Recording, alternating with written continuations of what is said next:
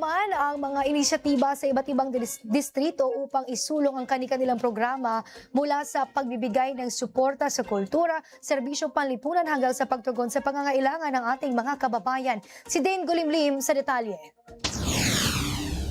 Personal na nakiisa sa send-off ng Kalibungan Festival bilang paghahanda sa isasagawang Sinulog 2026 si Cotabato 3rd District Representative Samantha Santos upang ipakita ang buong suporta sa mga artista, mananayaw at cultural bearers ng lalawigan. Bitbit ang ipinagmamalaking makukulay na kultura, kasaysayan at diwa ng Cotabato na handang ipamalas bilang isa sa pinakamalaking pista sa bansa.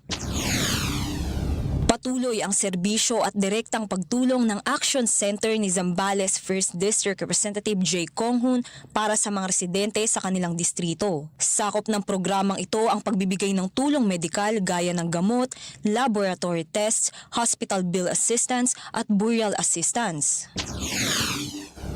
Formal namang na-turn over ang isang flood control project sa Barangay Bayan, Marihatag, Surigao del Sur. Layunin ng proyekto na maprotektahan ang buhay, kabuhayan at ari-arian ng mga residente laban sa pagbaha. Ayon kay Surigao del Sur 1st District Representative Romeo Momo Sr., patuloy pang palalakasin ang proyekto kasabay ng iba pang infrastruktura tulad ng mga paaralan at kalsada.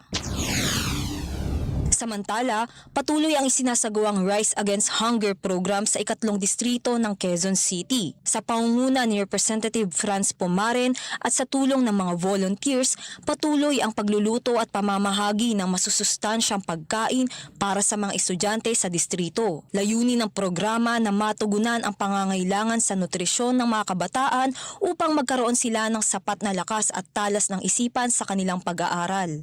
Para sa totoong balita sa Bagong Pilipinas, Dane Gulimlim, Congress News.